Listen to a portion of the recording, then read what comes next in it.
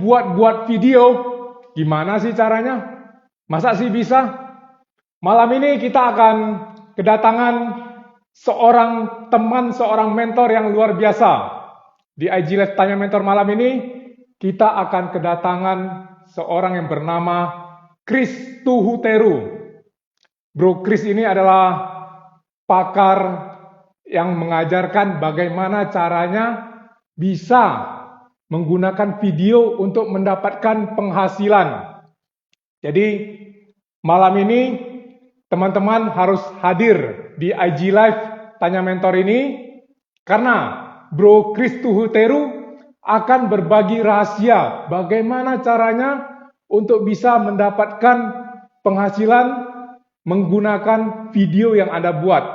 Oke, ini saya lihat Bro Chris sudah mulai masuk. Saya akan undang Bro Chris. Bentar. Oke, saya undang dulu. Ya, kayaknya Bro Chris sudah bisa join. Saya juga akan menyapa teman-teman yang hadir malam ini. Oke. Halo Bro Malam. Chris. Bagus. Selamat malam. Oke. Kayaknya Suara masih saya masuk, agak-agak Pak? suara bagus bro, cuman agak-agak Oke, sip. mutar ini. Internetnya mutar. mungkin masih agak-agak lemot sedikit. Udah? Bisa? Iya, kelihatannya ini sudah mantap. Ini udah tembus ya? Oke, sudah on. Bro Sudah Chris, on. waduh, akhirnya bisa minggu lalu saya Akhirnya. undang Bro Chris, tapi masih sibuk. Akhirnya Ya. hari ini bisa Ya. meluangkan waktu untuk hadir di Ya. IG Live-nya Tanya Mentor. Terima kasih banget Bro Chris. Thank you, Teman-teman Pak. yang hadir di IG Live Tanya Mentor malam ini, saya ingin sedikit cerita tentang Bro Chris Tuhuteru. Ini brother satu ini agak luar biasa ini. Saya mungkin sekitar sebulan yang lalu dapat di ini ya, ada di komen di salah satu postingan saya, Pak, itu videonya kok kebalik gitu. Jadi saya selama ini udah cukup lama kan saya buat video di Instagram. Begitu terima komen dari Bro Chris ini saya agak terkejut juga. Wah, masa Oh sih iya gitu ya. masa sih Ini aja kebalik kebalik, gitu kan. Pak. Padahal Ini kan kebalik nih. iya benar. Makanya saya udah lama banget buat video, tapi nggak pernah perhatikan itu Bro Chris. Jadi Ya. begitu masuk tulisan kamu itu, saya langsung mikir, masa sih video saya Masa kebalik? sih? Barusan saya baru perhatikan, ya benar kebalik. Ya. Barusan diajarin Bro Chris gimana caranya supaya nggak kebalik. Ini benar-benar dari sana saya lebih memperhatikan lagi siapa sih Bro Chris ini. Ya. Ternyata Bro Chris Tuhuteru ini seorang yang luar biasa banget. Sekarang dia juga merupakan salah satu mentor saya. Saya ikut di pembelajaran yang dilakukan oleh Bro Chris Tuhuteru. Thank you, Pak Dia Gus. adalah salah satu pakar video monetize ya. Kayak mana cara melafalkannya? Monetize atau monetizing yang cocok? Dari katanya kan sebetulnya monetize. Monetize itu kan sebetulnya artinya adalah kita bisa make money. Nah, tinggal kita tempel dengan subjek apa, Pak? Kalau monetize dari tour and travel misalnya, monetize dari foto, monetize dari I.O., monetize dari hobi sepatu. Nah, itu sebetulnya ada pasangannya.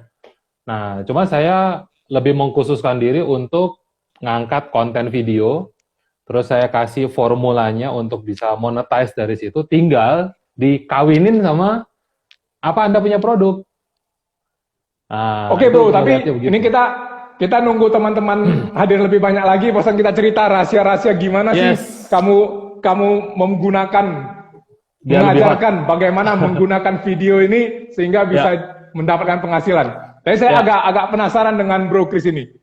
Nama kamu itu Chris Tuhuteru. Saya agak jarang melihat nama yang pakai Tuhuteru gitu. Itu kamu berasalnya dari mana sih Bro? Mungkin bisa cerita tentang asal kamu, terus bagaimana kamu mulai masuk ke dunia karir kamu, ke membangun bisnis kamu, apa saja yang kamu hadapi selama membangun bisnis kamu. Mungkin kita mulai dari itu dulu Bro, silakan Bro. Oke. Kalau dari perjalanan hidup itu bisa jadi satu buku, Pak. Tapi singkat aja, aslinya bukan orang Jawa, tapi saya memang lahirnya di Ambon. Tapi kalau orang tanya kenapa Ambon kok putih, ya kita sebutnya kan Chinese Ambon, kan gitu ngomongnya. Jadi papa saya memang aslinya Ambon, jadi papa orang Chinese Ambon, mama dari Kediri. Saya lahir di Ambon, tapi kita sama-sama tahu waktu di zaman 99 kan ada kerusuhan. Nah, dari momen kerusuhan itu saya akhirnya keluar pindah ke Solo. Nah, pindah ke Solo, studi di sana, kuliah di Surabaya, sekarang hari ini bekerja menetap di Jakarta. Nah, jadi secara posisi traveling terus. Nah, itu juga salah satu impian ke depannya nanti supaya sarapan di Singapura, gitu ya, pipis di Malaysia, makan siang di Hong Kong. Asik kan kayak gitu ya. Ntar kita boboknya di Osaka misalnya. Wah, itu kan seru. Mantap. Itu Harus. berpikir yang gede dikit. Siapa tahu kalau kepleset kan ya sarapan di Bali ya kan, pipis di Surabaya, makan siang di Jakarta, tidurnya di Medan. Boleh juga kan gitu. Walaupun sama-sama. Kalau saya lihat Bro Chris sih kalau itu udah tercapai sih. Kalau yang cuman lokal sudah tercapai sih. Karena ya, saya bisa amin. tahu dari video-video yang dibuat, dari cara video monetize yang Bro ajarkan itu berarti Bro ini udah kalau yang impian yang kecil gitu sudah, sekarang tinggal impian yang besarnya Bro ya. Nah, silakan Bro, bisa lanjutkan apa aja kendala mungkin pengalaman hidup yang unik gitu Bro. Jadi yang menjadi tantangan tersendiri buat saya adalah video ini kan diidentikan dengan orang ekstrovert. Ekstrovert itu kan orang yang kalau bahasa Jawa itu cowawaan. Dia itu senang rame gitu kan. Kalau kumpul itu orangnya menghibur banget, orang suka banget nempel sama orang-orang kayak gini. Nah, saya itu sangat tidak seperti itu tadinya. Jadi kalau Pak Agus bilang introvert, ya kita 11-12 Pak.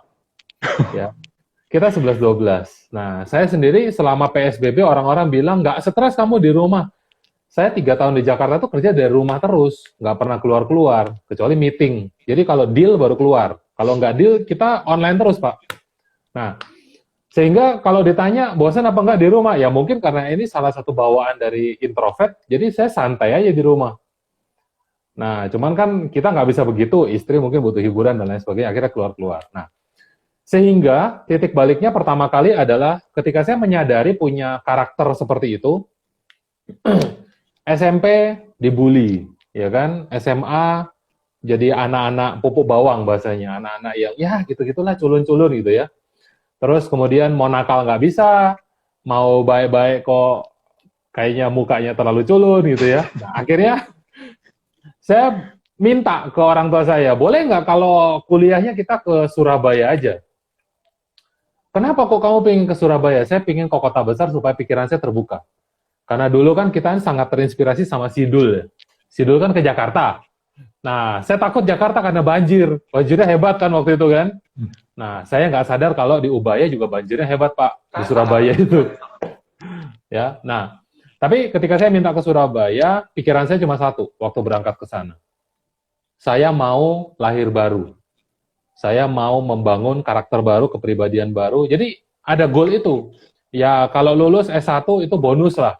Bisa cum laude itu bonus dan lain sebagainya. Tapi saya ingin bisa merubah kepribadian. Nah, ini kan banyak orang mikirnya terlambat. Ketika udah lulus baru kepikiran itu. Waktu kawin baru berubah. Nah, saya beruntung bersyukur waktu kuliah itu saya mutusin seperti itu. Jadi ketika lulus, mulai ada beberapa kepribadian-kepribadian baru yang saya susun. Dari saat itu. Misalnya adalah memaksa diri untuk ikut organisasi.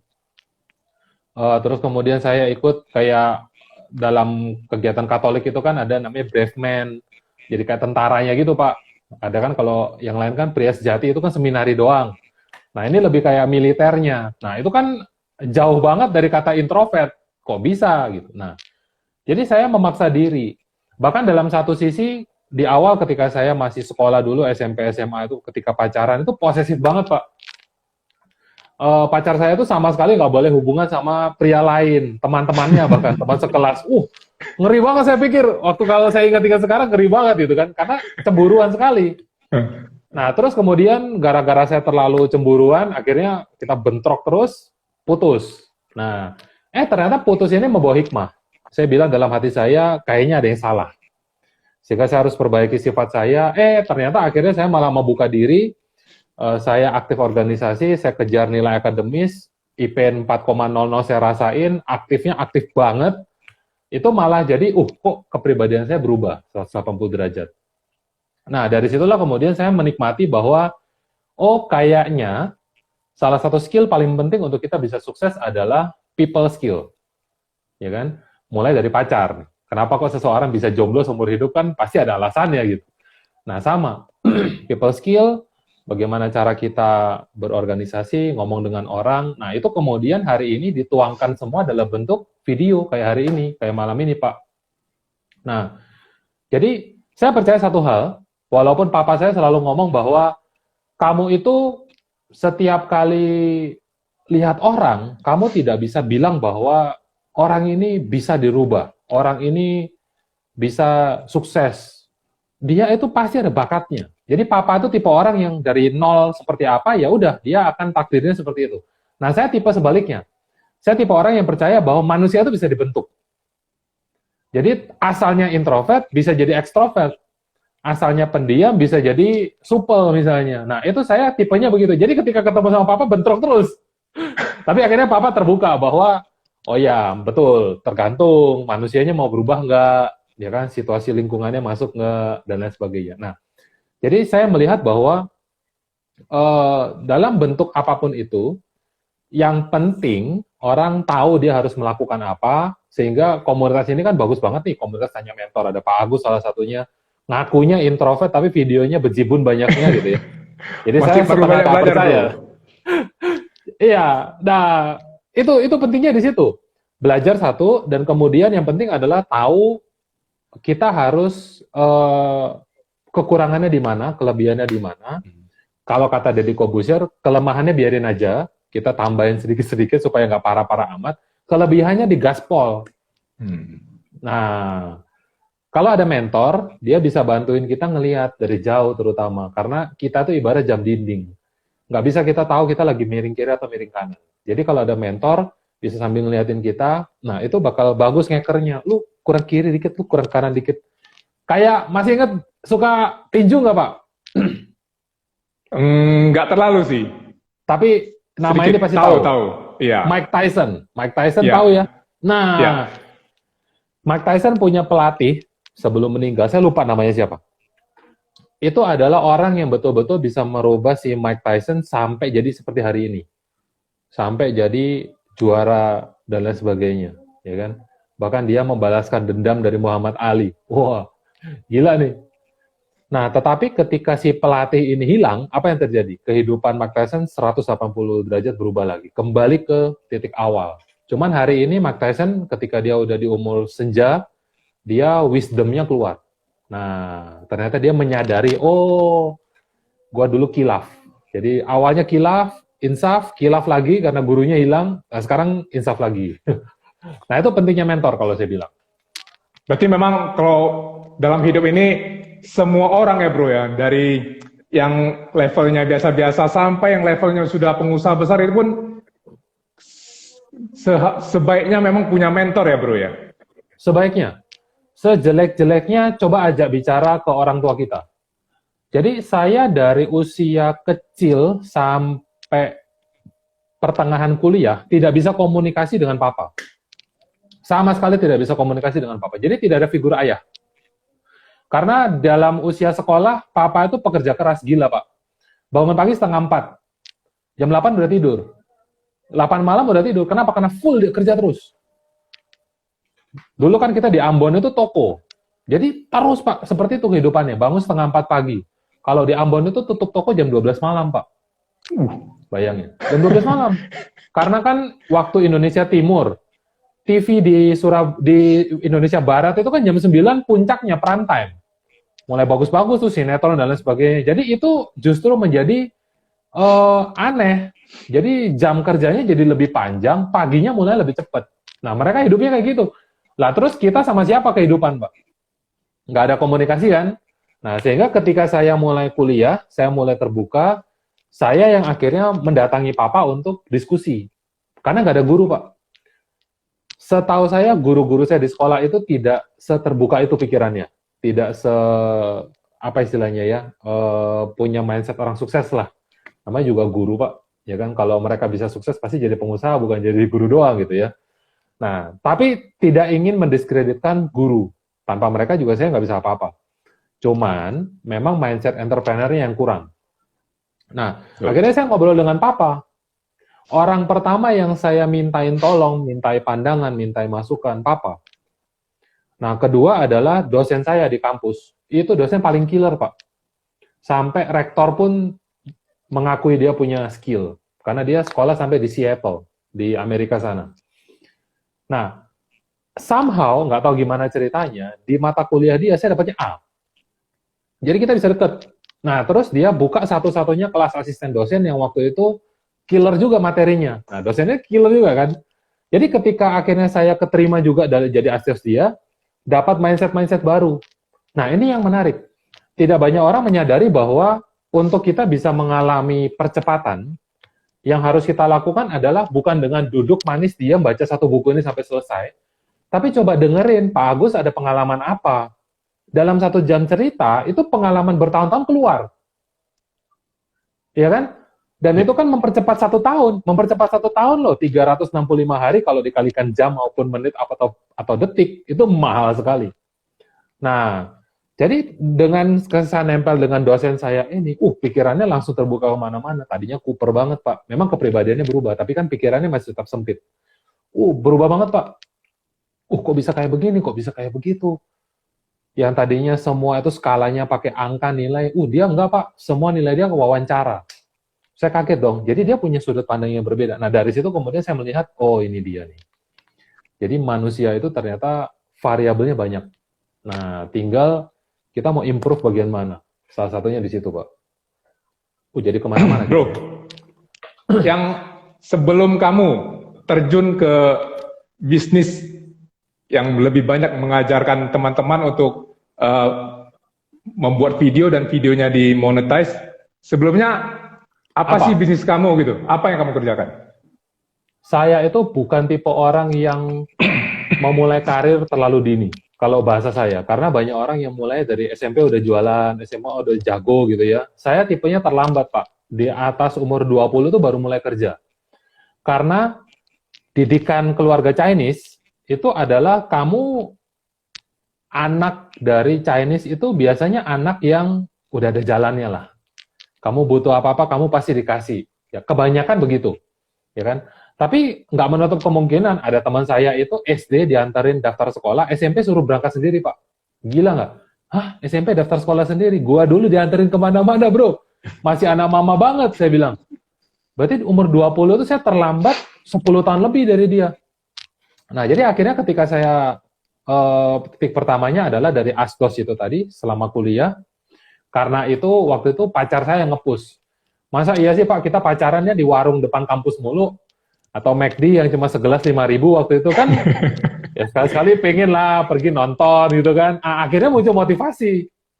Nah dari situ kemudian ngelamar asdos, mulai terima duit. Wah enak juga duit. Tapi habis dari asdos, udah masuk skripsi, nggak ada kerjaan, saya ngelamar ke bank. Jadi sempat 3 bulan di bank, saya cari tahu Pak, duit paling gede orang di banking itu di mana? Ternyata di insurance. Saya pindah ke insurance. Saya nggak peduli dengan challenge-nya. Ini memang pekerjaan-pekerjaan paling sulit. I don't care. Ya, karena memang tujuannya kan adalah untuk men-challenge diri. Ketika saya masuk ke dalam dunia insurance, saya pelajari duit paling gedenya di mana? Ada di team building. Jadi bukan dengan jualan pribadi, tetapi dengan membangun duplikasi, bangun sistem, dan lain sebagainya. Itu otak kayak begitu udah ada dari zaman itu. Nah, terus saya cari tahu, asuransi ini kalau mau duit gede, harus jago bangun sistem. Nah, ini kan goal terakhir dari pebisnis. Berhasil bangun perusahaan, bangun sistem, dan seterusnya bisa ditinggal sistemnya, dia bangun perusahaan baru. Nah, jadi saya dalam waktu singkat itu langsung punya pikiran seperti itu, saya bilang, di mana saya bisa bangun sistem dengan cepat? Kamu kalau mau bangun sistem dengan cepat, belajar duplikasi, bangun tim di MLM. Saya pindah ke MLM, Pak. Dengan tujuan tadi, ya. Nah, terus kemudian, waktu di banking saya pribadi sendirian, di asuransi saya belasan orang, di MLM saya ribuan orang jaringannya. Itu bahasanya begitu. Cuman waktu saya tinggalkan karena ada visi yang nggak pas, itu ribuan, kalau nggak salah terakhir itu tembus belasan ribu atau puluhan ribu, saya nggak tahu. Pokoknya lepas dari itu. Ya, nah Cuman itu after, Pak. Jadi itu gara-gara mereka, bukan gara-gara saya. Cuma saya dengar aja angka tersebut. Nah, jadi benar bahwa hal pertama harus menguasai sistem. Nah, cuman karena saya capek nih, Pak. MLM itu kan banyak menguras kita punya mental. Ya. Bukannya jelek, enggak. Duit gede, ya kan? Ada potensi passive income. Potensi loh ya, semua bisnis itu kan potensi. Terus kemudian bisnis manusianya kuat. Duplikasinya oke, belajarnya oke, dan lain sebagainya. Nah, selama kita punya pikiran memang goalnya adalah dapat sesuatu yang bagus, pasti improve. Nah, tapi karena banyak nggak cocoknya, jadi saya itu tipe orang yang nggak bisa kamu pikir cuan. Murni 100% cuma mikirin cuan. Tanpa kemudian, ibaratnya kalau kita jualan handphone, cuma jualan cuan doang, tapi lu nggak ngajarin mereka cara pakai handphonenya. Nah, itu kan kita kan mulas sendiri, Pak, kalau dipaksanya seperti itu kan. Nah, akhirnya saya nggak cocok tuh dengan mereka. Padahal orang-orang yang hari ini saya bangun dengan saya ajarin cara pakai handphonenya, itu meledak, Pak. Dan sampai sekarang bertahan mereka. Bayangin dari tahun 2013 kalau saya nggak salah, sampai hari ini. Ya, dan ranking mereka gede-gede. Saya nggak perlu buka, itu masa lalu. Nah, dari situ saya capek hati, terus kemudian saya ditarik sama teman baik saya untuk bangun yayasan anti kanker, yayasan sosial. Yayasan, Nah, anti kanker. Yayasan anti kanker. Di situ duit saya habis, Pak. Tapi itu karena untuk seperti itu habisnya ini. Lanjut dulu, nanti salah prediksi pula saya. Silakan. Nah, karena saya pegangnya anak-anak. Karena kita tahu lah, kalau udah umur-umur kita ini udah bau tanah, Pak, gitu kan. Bahasanya mereka ya, harapan hidupnya lebih kecil. Berguna untuk masa depannya juga nggak banyak-banyak amat gitu ya. Nah, tapi kalau anak-anak kan kita harus fight dengan mereka. Karena mereka, satu hal, dia innocent. Nggak ada kesempatan untuk memilih takdir mereka, kenapa kok saya kena kanker. Nah, salah satu yang saya pegang itu, saya kenal baik, namanya Arina. Itu bola matanya sebelah udah nggak ada, Pak. Wah, itu saya sedih banget saya ngeliatnya. Dari lahir. Jadi begitu lahir, udah ada kanker, umur 2 tahun, harus dilepas 1. Nah, ketika kita masuk, kita lihat, kita bantu, support, dan lain sebagainya, itu sedang memantau untuk apakah bola mata yang sebelah metastase kankernya, pindah. Wah, itu kan ngeri banget. Kalau sampai pindah, terus dua-dua dilepas kan, gimana ya, Pak? Kalau buta dari lahir itu is okay loh ya. Karena semua gelap dari awal. Tapi ketika dia bisa melihat dan dia tidak bisa melihat, itu kan sesuatu. Wah, itu sakit banget. Nah, dari situ saya pelajari bahwa tidak mudah, Pak, untuk kita bisa mempersuasi orang untuk, bahkan untuk sebuah kebaikan, donasi misalnya, untuk amal. Kita harus tahu bagaimana cara menyusun pola ceritanya. Jadi bukan cerita yang membujuk merayu, enggak. Saya nggak bisa tipe orang seperti itu, karena saya bukan tipe orang perayu. Ya, saya banyak logiknya. Ketika bicara logik, ini harus masuk akal. Nah, masalahnya kan orang-orang selama ini closingnya gara-gara emosional gitu ya. Nah, masalahnya saya nggak mau jual emosional. Saya jual logik. Jadi bagaimana caranya mereka dengan logik aja tembus, emosionalnya pasti kena. Nah, akhirnya itu saya pelajari betul. Ternyata nggak gampang untuk seseorang, bahkan untuk kebaikan pun mereka nggak mampu tembusin itu, Pak. Nah, saya cari tahu, saya pikir-pikir. Salahnya di mana? Kayaknya sih kalau cara bicaranya benar, mungkin orangnya yang nggak pas. Saya pikirnya begitu. Nah, karena saya lihat orangnya nggak pas. Kalau saya bisa jangkau orang lebih banyak, apa nggak lebih baik sih buat saya? Karena kan message-nya sebetulnya cuma satu. Mau bantuin si Arina misalnya. Lo mau nggak Dharma dan lain sebagainya? Karena apa? Nah, terus ceritain. Nah, kalau 1-2 orang nggak mampu, mungkin kan karena dianya nggak pas. Nah, kalau saya bisa perluas scope saya untuk berbicara ke se-Surabaya Raya, misalnya waktu itu saya di Surabaya, apakah itu lebih baik? Tentu saja. Bisa jadi, karena yang mau sosial itu kan nggak banyak. Kalaupun ada, biasanya udah di wihara mereka, di masjid mereka. Nah, saya perluas, cuma saya nggak ketemu caranya, Pak. Gimana caranya dalam waktu singkat saya bisa ngomong ke banyak orang sekaligus. Nah, kebayang nggak? Jadi konsep yang ada dalam pikiran saya adalah sistem tetap. Bagaimana caranya saya bisa sekali ngomong, saya jangkau orang banyak, dan mereka dapat message saya, lalu mereka yang cocok menemui saya, kita tinggal handshake, tinggal deal. Lu mau bantu berapa? Lu mau support tiap bulan, atau lu mau support sekali, selesai, atau apapun itu. Nah, itu nggak ketemu, Pak. selama 1-2 tahun saya bangun yayasan itu akhirnya saya nyerah karena dompet habis bener, ya kan? Kita harus hidup gitu kan. Masalahnya kan kita harus realistis itu. Mau kawin nih gitu. Dari pasangan dan lain sebagainya. Akhirnya saya ketemu dengan salah satu teman yang jago banget sama Facebook. Dikenalkan sama teman baik saya ini. Itu gara-gara saya terjun ke dunia kanker juga. Dia dikenalkan teman saya punya anak, punya teman. Jadi lapis ketiga tuh Pak istilahnya. Dikenalkan, orang ini jago banget Facebook. Emang Facebook apaan sih? Waktu itu saya tanya kan. Dia bilang, ternyata Facebook itu adalah sesuatu yang kita kalau maksimalkan, kamu temannya boleh sedikit, tapi kalau kamu bisa beriklan, kamu bisa tembak ke orang yang memang suka dengan sosial misalnya. Dengan kanker misalnya. Nah, kalau kamu punya message yang tepat, kamu bisa tampilkan message kamu yang tepat tadi ke orang yang tepat pula, apa yang terjadi? Duit! Wah, langsung jalan di pikiran saya. Wah, apa ini yang selama ini saya cari, saya pikir. Wah, itu 2014 kalau saya nggak salah, Pak. 2014 saya dengar konsep tersebut, akhirnya yang ada dalam pikiran saya, gimana caranya gue ngikutin elu? Karena ilmu lu ini nggak banyak di Indonesia. Ya kan? Kalau Facebook kan kita tahu satu lagi yang jago kan Albert Leonardo. Ya, Pak Albert, jago banget. Udahlah, kita sama-sama ngakuin itu semua ya. Banyak yang lain, tetapi kalau saya bilang, ya oke lah. Cuman banyak dari mereka yang nggak mau tampil di depan kamera. Nggak mau tampil di publik, gitu ya. Nah, saya ini kan butuh tampil di publik, Pak. Karena saya ngelihatnya begini, ke depan itu perkembangannya adalah membangun yang namanya personal brand. That's why kenapa ada namanya Kick Andy. Kok ada Andy-nya di situ? Ada Mata Najwa. Kenapa ada Najwa? Harus ada Golden Ways, Mario Teguh. Kenapa harus ada Mario Teguhnya? Karena arahnya memang ke sana. Kita lihat di Amerika, stasiun TV mereka, acaranya juga begitu-begitu juga modelnya. Harus ada manusianya. Nah, dari situ kemudian saya melihat, ternyata guru saya ini, orang Facebook, dia juga aliran personal brand. Nah, cocok. Klop. Terus kemudian saya lihat, kalau muka kita muncul begini, itu kan orang dapat trust-nya, Pak. Dibanding dengan cuma suara doang. Nah, itu juga yang termasuk kemudian saya ajarkan dalam video monetize saya, video monetize formula saya. Nah, dari situ kemudian akhirnya 2014 saya tekunin internet, saya pelajari betul-betul Facebook, tapi waktu itu saya belum kebuka pikirannya, jadi puzzle-nya belum lengkap. 2016 baru puzzle-nya lengkap, saya akhirnya fokus ke video. Karena guru saya bilang, Facebook doang itu pemainnya banyak.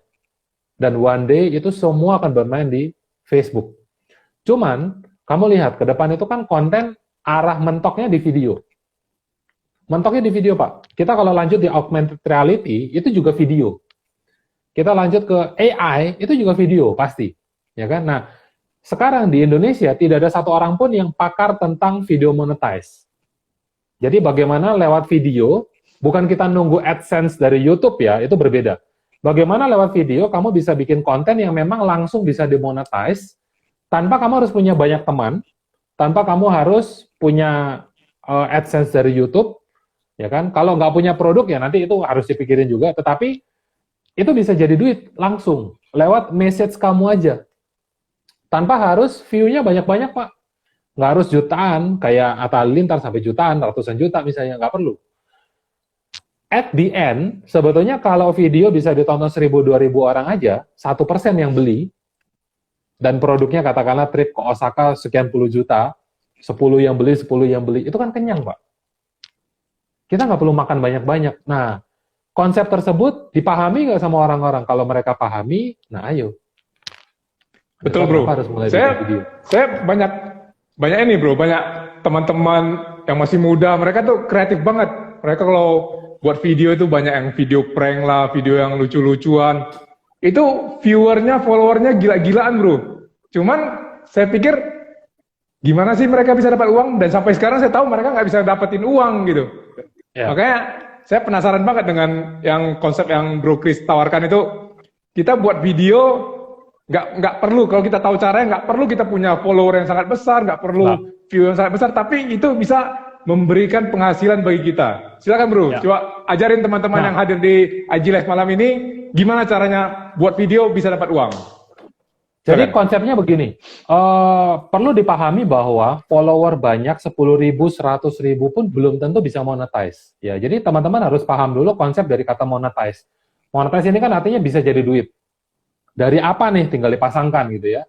Misalnya dari follower, misalnya dari subscriber, misalnya dari watch time, dari hobi, misalnya suka sepatu, suka jam tangan, suka baju, suka public speaking, itu bisa dimonetize. Ya, contoh misalnya guruku Mr. D yang suka bicara bahasa Inggris tuh, itu kan lucu banget. Nah, follower dia, cara dia monetize bagaimana? Nah, sederhananya aja ya, dia kan mengajarkan orang tentang bagaimana cara berbicara bahasa Inggris. Arahnya nanti antara buka kursus bahasa Inggris, belajar online misalnya, atau kemudian ternyata yang saya tahu ya, dia bikin buku. Jadi semua rekap dari IG-nya dia dijadikan buku. Nah, itu bentuk monetize. Paham ya? Jadi ketika udah jadi buku, bukunya dijual ke siapa? Ke follower dia misalnya. Atau ke publik. Setiap kali dia diundang pembicara dan lain sebagainya, dia memang mungkin nggak dibayar. Atau mungkin dia dibayar. Tapi kalau seumpama dia nggak minta dibayar, boleh nggak saya jualan buku di situ? Siapa tahu dari 1.000 orang, 100 yang beli. Itu kan monetize.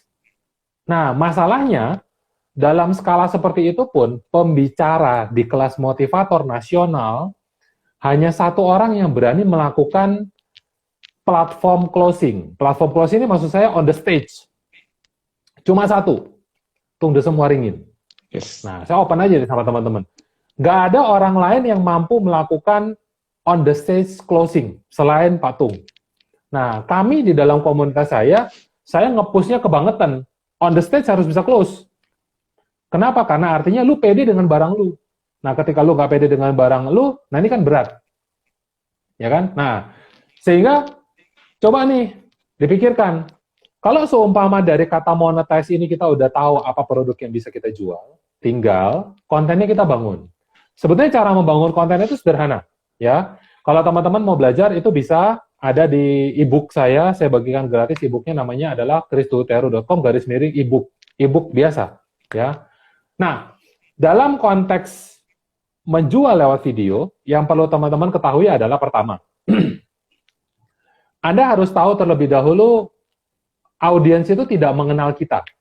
Ya, jadi contoh misalnya hari ini, kenapa kok kemudian saya harus memperkenalkan diri di awal? Setengah jam saya bicara tentang saya siapa. Karena kalau misalnya Anda tetap nggak tahu saya siapa, terus saya nerocos begitu aja, itu trust-nya nggak dapet. Ya, dan kemudian, masa sih Pak ada yang nggak tahu saya gitu ya? Banyak. Contoh misalnya, masih ada orang nggak tahu siapa Pak Jokowi. Ya, misalnya kemudian lawan politiknya, Sandiaga Uno sama Pak Prabowo. Ada yang menyapa Prabowo sebagai Bang Sandi. Ada yang nyapa Bang Sandi sebagai Pak Prabowo. Lo aneh. Orang terkenal itu ada yang nggak kenal gitu ya.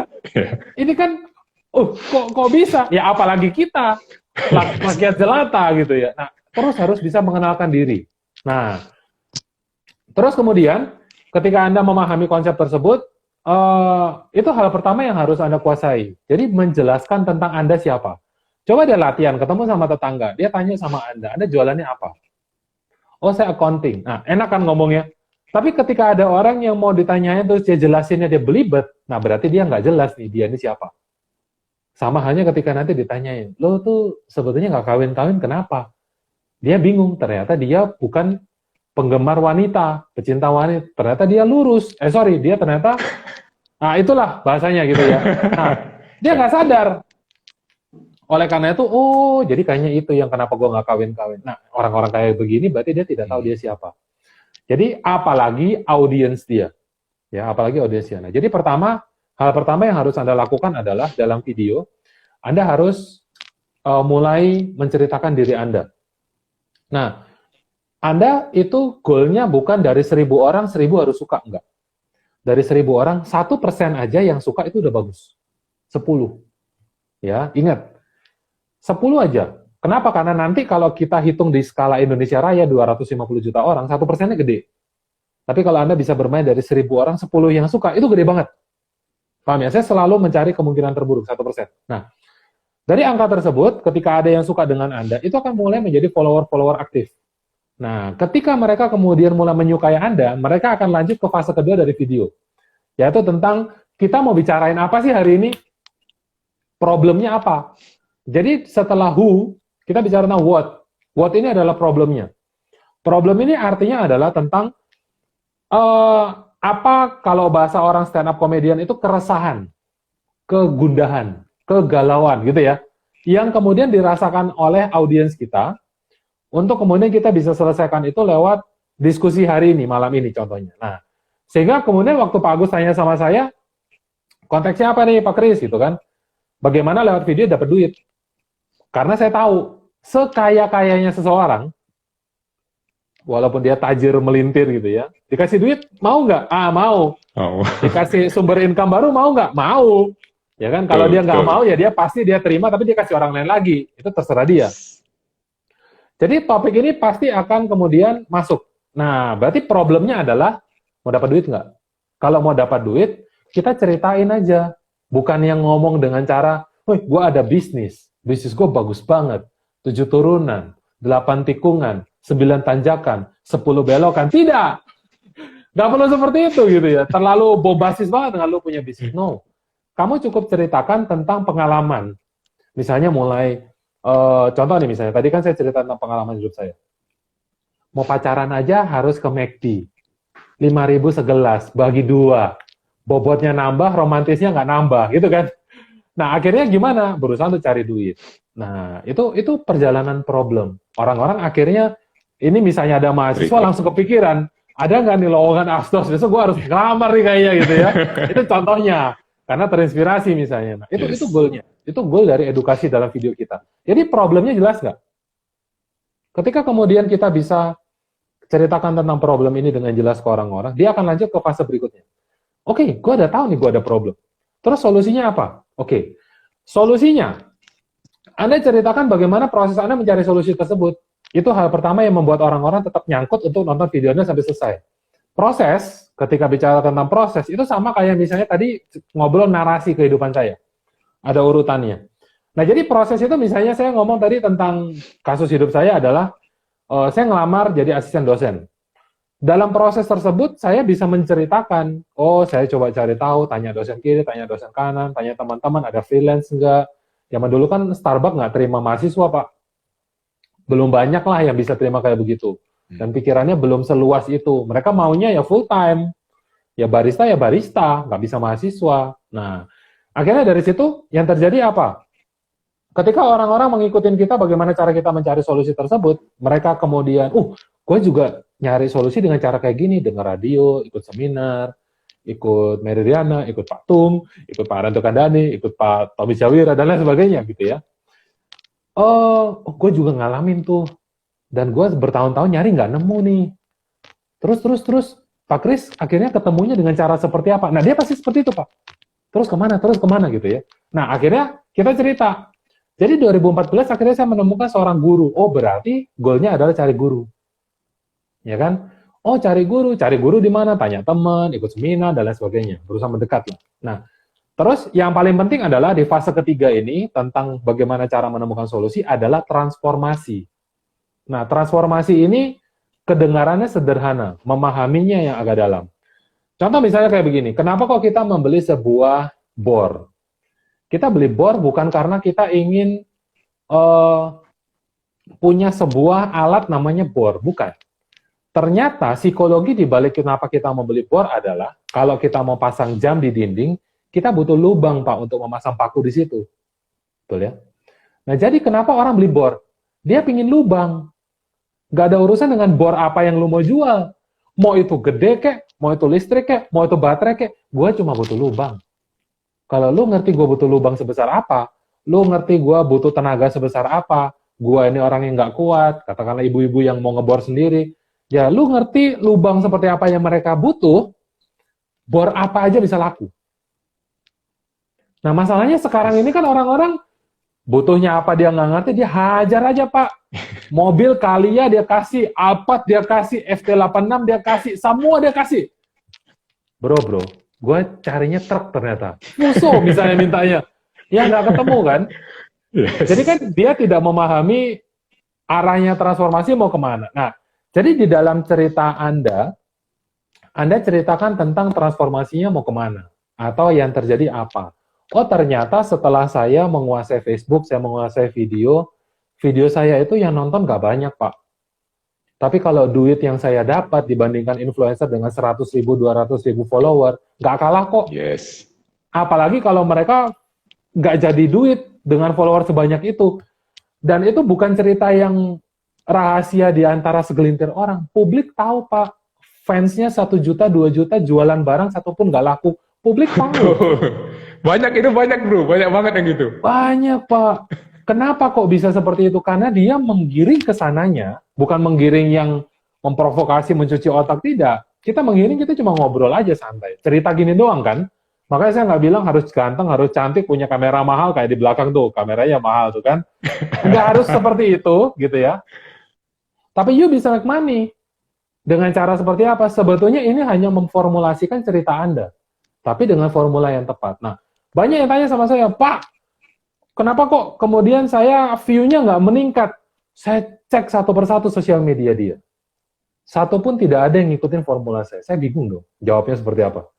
Gini loh Pak, kalau Bapak ngerti formula saya, Bapak nggak lakukan, tapi Bapak cuma berdoa, setelah beli dan berdoa gitu ya, untuk terjadi keajaiban view naik, itu mustahil Pak.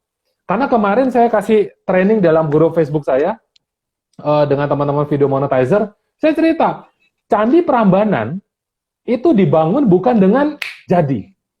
Bukan, itu ada jinnya yang bekerja, saya bilang kepada mereka. Loh, lah kalau jinnya nggak ada, ya candi nggak jadi, bro. Artinya kan you have to do something. Nah, kalau lu nggak do anything, nggak bisa. Jadi gua ini, kalau orang-orang tanya, Pak, berarti ada tools yang bisa bikin view-nya jadi banyak. Nggak ada. Semua itu tetap proses. Tetapi Anda bisa make money dari awal, walaupun dengan view yang sedikit, walaupun dengan subscriber yang hampir nggak ada. Nah, itu kan mustahil sebetulnya. Bro, berarti siapapun, walaupun saat ini mereka belum pernah buat video, belum terlalu pede untuk muncul di depan kamera, itu bisa bro bantu supaya mereka itu akhirnya bisa pede muncul di depan kamera, bisa buat video yang cukup menarik dan akhirnya akan menuju ke monetize ini bro. Bisa ini bro, bisa bro Chris bantu nggak? Arahnya ke sana Pak. Tapi kalau dibilang bisa 100% apa enggak, itu kembali ke orangnya. Dia mau enggak. Jadi gini, that's why kenapa saya cerita tentang diri saya di awal. Ya kan? Saya tahu saya introvert. Tapi namanya kita BU, Pak. Mau introvert model apa? Ada cewek nganggur, ya kita senggol loh. Yes. Iya dong. Cengli lah. Apa lu mau jomblo seumur hidup? Gitu ya. Katanya teman saya di Surabaya, wah ini agak porno. Kasian ya, 20 tahun itunya dipakai cuma pipis doang. Katanya begitu kan, kurang ajar saya bilang. Kita dewasa ya, ini bercanda dewasa ya. Ini kan kurang ajar saya bilang. Gitu ya. Nah, ya berarti kalau kamu memang butuh something, you have to do something. Karena dengan cara yang sama tidak akan terjadi perubahan. Sekarang kita mau terbebas dari corona, nggak mau cuci tangan, nggak mau pakai masker. Ya, terjadinya begitu. Result dari apa yang kamu lakukan pasti kamu akan tuai. Nah, jadi prinsip pertama untuk orang-orang yang mau bagaimana caranya supaya muncul PD, ya kan? Biasanya itu karena mereka tidak tahu apa yang harus mereka katakan. Saya bilang kepada Anda, ceritanya sebenarnya sederhana, cuma tentang who, what, how, dan terakhir call to action. Ya, tadi saya belum sempat ngomong tentang call to action. Call to action ini adalah faktor yang paling simple, paling terakhir, paling kecil, tapi paling penting. Karena banyak orang setelah presentasi habis-habisan tidak berani jual. Gue jago public speaking, semua gue handle. Terakhir nggak jualan Pak. Nah terus audiensnya, jangankan itu, audiensnya itu udah terbuka pikirannya tentang public speaking, luar biasa hebat dan lain sebagainya. Terus terakhir pulang dia bingung. Terus gue harus belajar di mana katanya.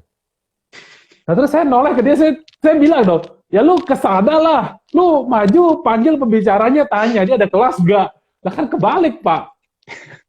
Karena audiens itu setelah terbuka pikirannya, dia ingin, tolong dong Pak bantuin saya.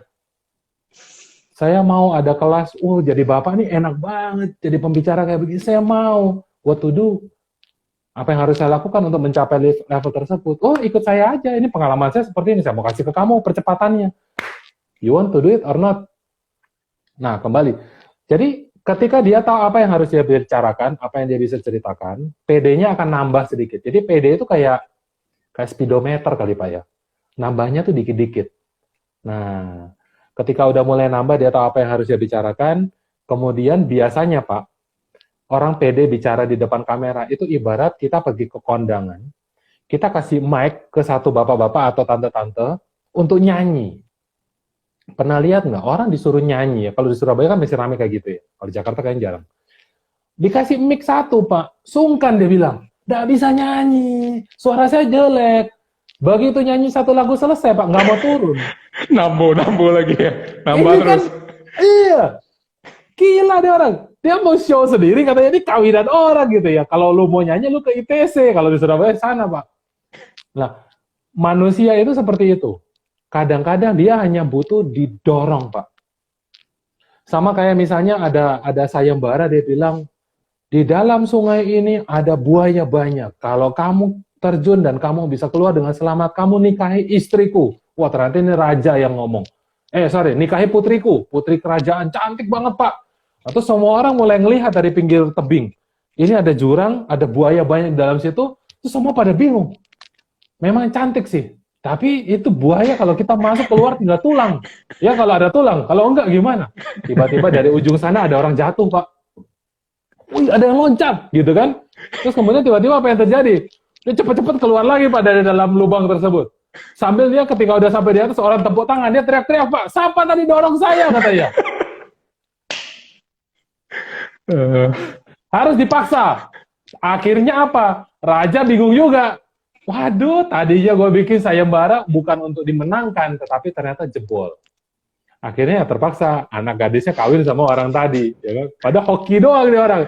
Hokinya kenapa? Ada yang dorong, Pak. Nah, manusia tuh ternyata kadang-kadang dia tidak menyadari bahwa ketakutan dia itu tidak nyata. Ketakutan tidak pernah nyata. Yang nyata adalah kondisi di mana kita butuh duit. Ketika kita tidak bisa bekerja.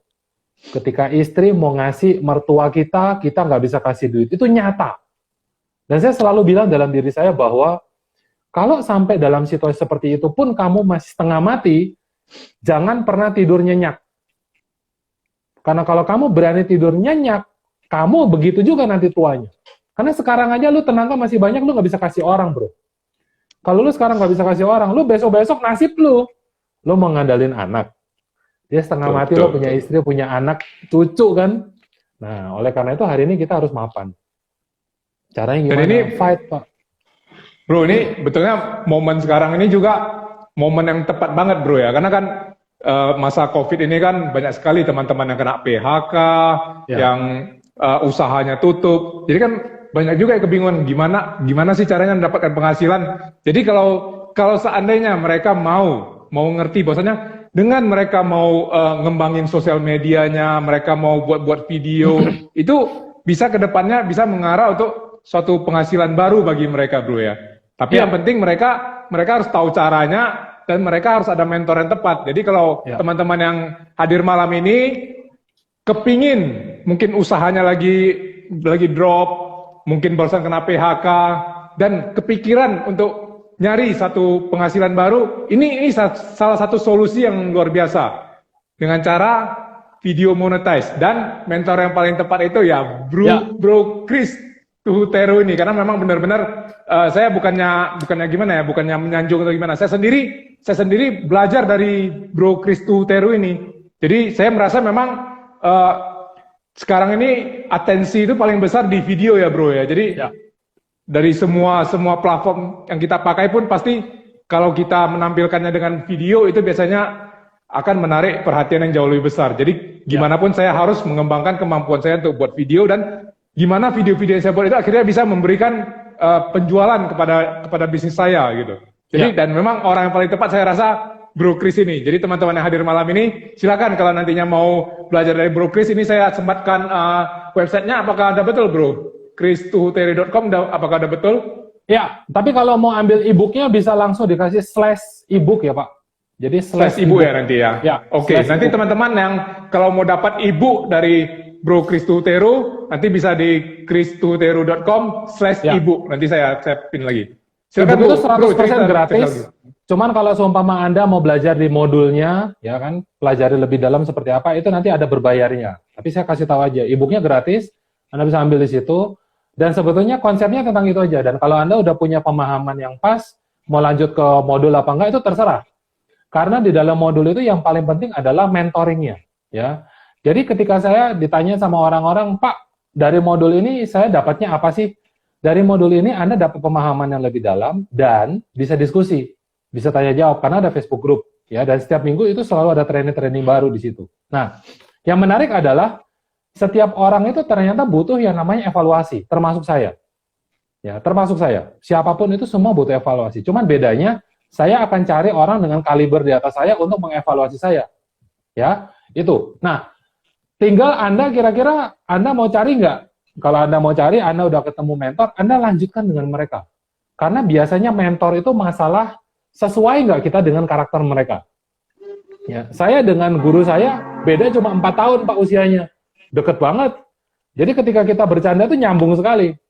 Terus kemudian ketika kita ngobrol sesuatu, nyambung juga. Ketika kita ngomongin internet, saya juga nggak gaptek-gaptek amat, nyambung juga. Nah, Anda sesuai nggak? Kadang-kadang ada yang kayak Pak Agus merasa cukup senior, berguru sama yang muda nggak cocok. Nggak apa-apa. Coba cari orang dengan kelas usia yang sama. Nah, itu Anda sesuaikan lagi. Ya. Kalau saya Arahnya cocok banget nanti ke bro. sana. Woi. Kalau saya cocok banget, cocok banget. Itu Ini kaosnya suhu, tuh saya nggak kuat, suhu. Pak, asli, Pak. Ini bro, ini impian bro, impian. Jadi Impian. sekarang ilmunya masih segini, cuman impiannya jadi funnel Iya. hacker nomor 1 di Indonesia. Jadi tiap hari, Mantap. setiap kali video harus Pakai pakai ini terus. supaya impiannya tercapai gitu. Iya kan bro? Yes, Lanjut bro, yes. lanjut. Nah, Lanjut. oke. Jadi prinsipnya Bapak Ibu, kalau seumpama Anda kalau kata C. Kristinali, kalau nggak punya produk harus cari produk. Karena namanya dapat duit itu artinya kita menukar sesuatu dengan duit. Sesuatu ini bukan berarti kita nggak ada apa-apa sama sekali terus bisa jadi duit. Bahasa Inggris tadi harus jadi e-book. Ya kan? Terus kemudian kalau Anda mau jual kosmetik, nggak bisa kita cuma sekedar belajar rias dan lain sebagainya. Orang pasti akan tanya, pensil alis lu apa? Oh ternyata punya C. Christina, Lume Color misalnya kayak begitu. Ya udah, beli aja di situ, jadi resellernya misalnya. Lanjutin. Kalau nggak ada produk, ya Anda harus cari produk. Awal mulai pertama kali kalau Anda mau memulai bisnis jadi reseller, itu benar banget C. Christina saya bilang. Jadi reseller, karena modalnya kecil banget. Mulai dulu dari satu hal. Prinsip membangun bisnis adalah ada marketnya dulu nggak? Jangan buru-buru buka ruko. Ruko udah habis 10-20 miliar, ternyata udah jadi, karena ruko doang sama bisnisnya kan mahal gitu ya. Rukonya jadi, pasarnya nggak ada. Apa yang terjadi? Tiap hari di depan pintu, ngeliatin orang lewat, Pak. Kayak engkongko zaman dulu gitu kan. Kasihan banget ya. Orang semakin lama semakin merasa, wah ini sepi nih, suram gitu ya. Dia nggak ngerti cara bangun market. Nah, oleh karena itu mulai dengan ada market dulu nggak? Lu lingkungan terdekat lu apa yang bisa lu jualin? Kalau itu mulai masuk, mulai jualan ke mereka. Kalau seumpama ternyata lakunya makanan, minta kontak dari grup lingkungan sebelah. Ada nggak tukang masak di situ? Lu reseller di komplek lu sendiri. Masuk akal tuh? Mereka yang masak, lu lempar doang. Nanti dia yang kirim. Cuan, gitu kan? 5.000 kayak, 10.000 kayak, terserah. Pokoknya dapat market dulu. Oh, Chris ini ternyata suka jualan makanan ya. Kenal dan lain sebagainya, terjadi trust. Konsepnya itu, terjadi trust. Ketika udah mulai terjadi, mulai mengerti bagaimana cara jualan, mulai, oh kayak gini nih cara ngomong dan lain sebagainya, mulai mau stok barang kek, mau jadi dropship kek, mau mulai affiliate kek, mau mulai bangun bisnis apapun itu kek, itu semua bisa gitu ya. Itu semua bisa. Nah, jadi proses mulainya dari sana. Tinggal nanti bagaimana Anda bisa mengkomunikasikan message-message tersebut, ya itu saya sih memberatkan diri saya di sana. Bagaimana cara Anda membangun ceritanya, ya kalau itu saya. Jadi prinsipnya kalau sekarang dalam PSBB Anda butuh duit, cari duit. Kalau Anda pernah baca buku satu, buku ini jadul banget, Who Moved My Cheese, ya kan? Yes. Ini golden book, salah satu golden book. Tikus yang selamat adalah tikus yang keluar dari zona nyaman karena dia kehilangan kejunya, dia mencari remahan-remahan. Walaupun dia nggak kenyang, tapi dia survive. Tikus yang satunya berusaha untuk menunggu kejunya kembali. which is tidak mungkin terjadi. Tidak mungkin, tidak ada satu orang pun, bahkan dalam doa Anda, namanya adalah berdoa dan berusaha. Bukan berdoa tok, atau berusaha tok. Harus keduanya. Yin dan yang kan hitam putih, seimbang. Nah sama. Kalau seumpama Anda tidak mau berusaha sama sekali, tidak berusaha untuk cari cemilan gitu ya, nggak survive kita, Pak. Kita kayaknya tinggal 5 menit, Agus. Bro Chris, ini kan founder dari Tanya Mentor, Pak Anton Teddy, Bro Tommy Wong, mereka kan lagi fokus banget mengumpulkan teman-teman yang punya bisnis yang nantinya bisa dijadikan reseller yang ditawarkan ke teman-teman di komunitas ini supaya mereka kedepannya bisa jualin produk-produk dari orang-orang hebat ini dan bisa mendapatkan penghasilan tambahan. Jadi mungkin nanti Bro Chris juga mungkin nanti bisa coba nanti kita koordinasikan dengan itu nanti kita Pak Anton Teddy dengan Bro Tommy Wong. Mana tahu produk pembelajaran dari Bro Chris juga bisa nanti kita ini ya Bro Chris ya, itu juga bisa kita pertimbangkan. Jadi malam ini saya senang banget bisa mengundang Bro Chris, teman yang baik, mentor saya juga, seorang yang luar biasa. Jadi